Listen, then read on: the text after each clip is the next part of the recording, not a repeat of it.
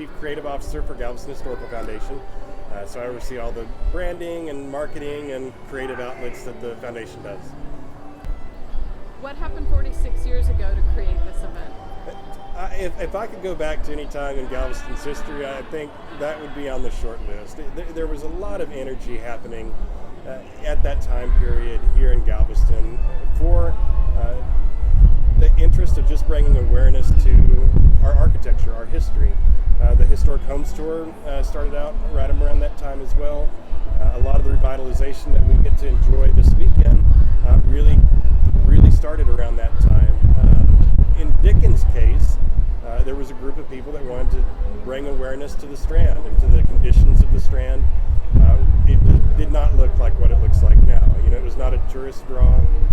It was a bunch of buildings that were boarded up or shuttered, and there was a group that realized and recognized that there needed to be some attention brought to it. So Dickens started as a potluck dinner on the Strand.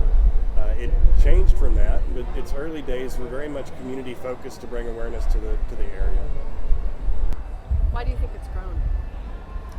You know, I think that it's because of the uniqueness of it. You know, you can't go anywhere else and do this. You can do it here.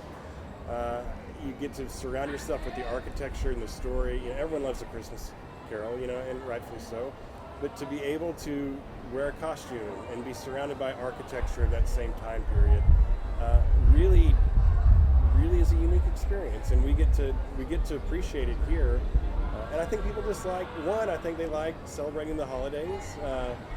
Galveston is a great place to do it weather-wise, so you get to do some stuff in winter, which is just not the same winter you're going to get somewhere else. But it's unique, it's special, and I think a lot of that feeling also comes back from those early days. It's a community-focused event still. You know, obviously our awareness and our reach is much larger now, but at the end of the day, we're still doing the same thing. We want people to come to Galveston, acknowledge and see the work that's being done here in our history.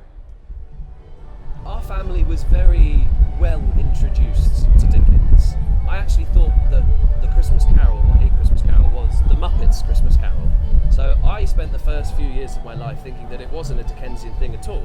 And then suddenly my dad slipped that into conversation and said, "Oh, you do know that actually it was your great-great-great-grandfather who wrote that." And at the tender age of 4 or whatever, I said, "Oh, well, okay, what's this about?" And then I think next year I was invited to Dickens on the Strand with my mum and dad, and kind of felt that this was a little bit bigger than I had first thought.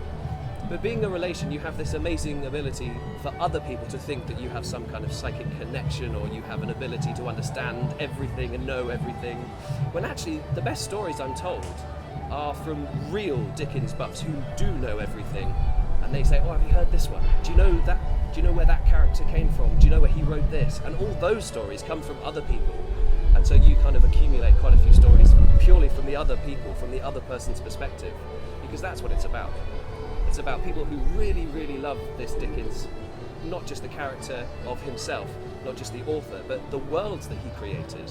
And if they're touching everybody, and if I can act as a vessel for that love and that support, then I can only feel blessed. I think that's an absolute privilege.